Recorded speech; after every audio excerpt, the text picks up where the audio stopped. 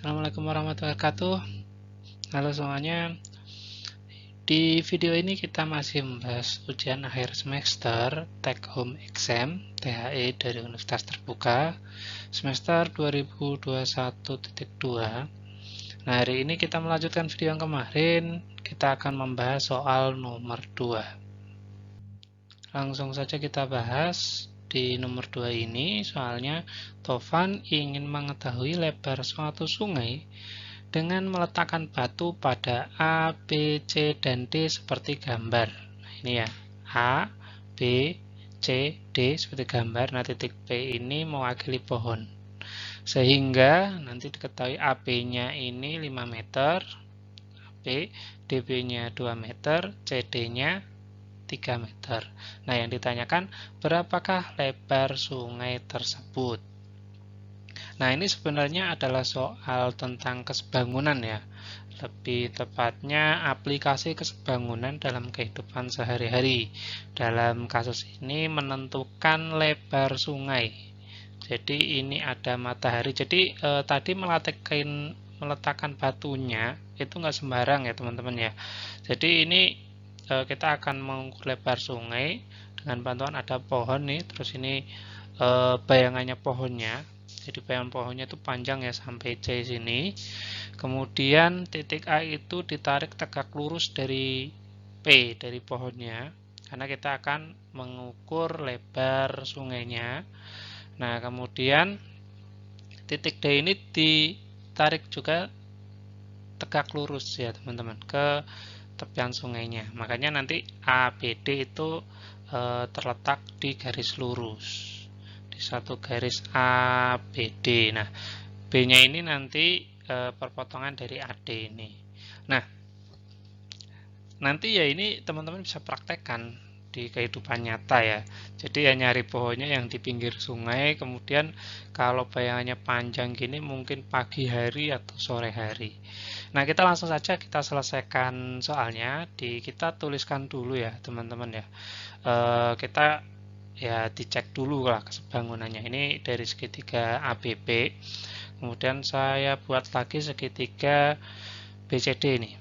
Nah, karena ini seperti ini supaya kesebangunan supaya enak dilihat kan kita putar aja ya teman-teman. Jadi biar sisi-sisi yang bersesuaian itu menghadap ke arah yang sama.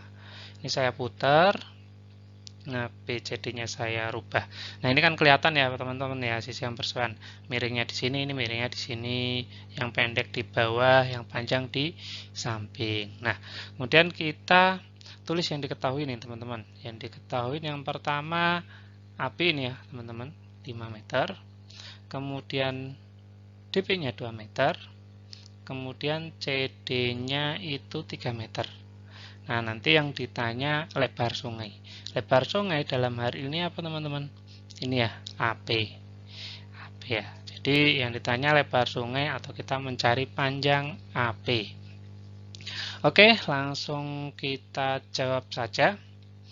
Jadi untuk memperoleh perhitungan AP ini, ingat ya teman-teman ya, dalam kesebangunan itu akan berlaku sisi-sisi yang bersesuaian itu mempunyai perbandingan yang sama atau rasionya sama. Nih, bisa dilihat nih, AP banding DC itu akan sama dengan AB banding DB. AB banding DB. Kemudian sisi yang bersesuaian lagi yang miring ya teman-teman. Yang miring itu BP itu banding BC. Gitu ya teman-teman ya. Jadi untuk menyelesaikan kita pakai rumus ini ya teman-teman. Nah, tapi kita nggak pakai ketiganya. Kita cukup pakai 2 perbandingan saja. Nah, yang ditanyakan AP, yang diketahui AB. Berarti nanti kita pakai AP per DC ini sama AB per DB. Karena yang diketahui soalnya. Kalau misalkan yang diketahui miring, berarti ya AB DB nggak usah dipakai. Yang dipakai yang miring. Nah, ini kebetulan yang dipakai yang tegak nih, CD sama BD. Nah, oke. Berarti kita pakai yang ini ya, AP DC, AB DB. Nah, perlu diingat lagi bahwa nanti kita nyarinya itu AP, berarti nanti kita buat AP sama dengan berapa gitu ya, karena yang dicari AP. Oke, kita masukin dulu angka-angkanya. AB-nya 5, DB-nya 2, DC-nya 3. Nah, kemudian kita tinggal melakukan perhitungan. Nah, biasanya nih kalau guru-guru di sekolah gitu kadang atau guru privat gitu menerangkannya itu, wah kalau udah ada seperti ini kali silang aja gitu. Tapi kalau ditanya alasannya kenapa kok kali silang, nah, rata-rata tuh ada nggak tahu. Karena sebenarnya apa namanya ya nggak dikali silang ya, sebenarnya kali silang itu ya hanya cara cepot gitu ya. Karena sebenarnya logikanya kalau misalkan sama dengan ini, nilai yang kiri itu sama dengan nilai yang kanan.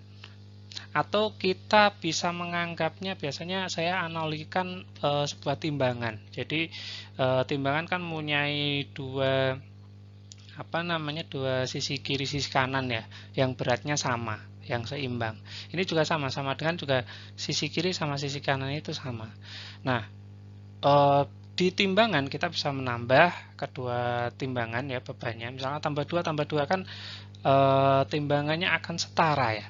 Nah, ini sama. Di sini juga misalkan kita tambah 2 di sini, kita tambah di sini, itu tidak merubah apapun. Nah, jadi konsepnya seperti itu.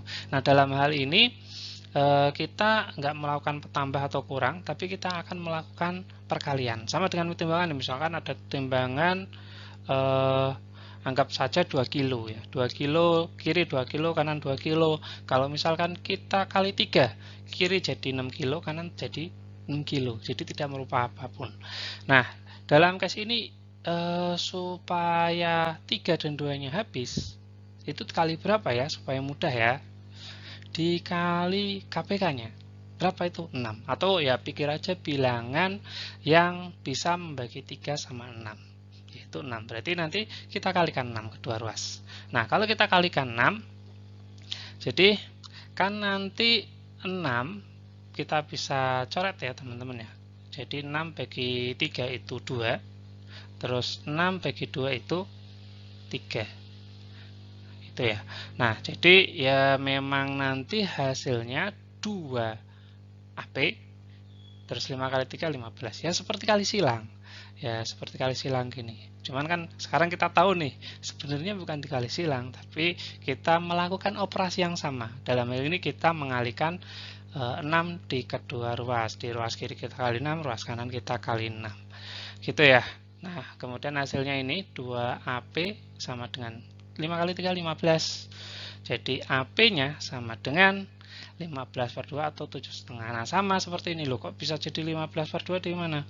Kita bisa menuliskan kali setengah. Kali setengah kan nanti setengahnya habis.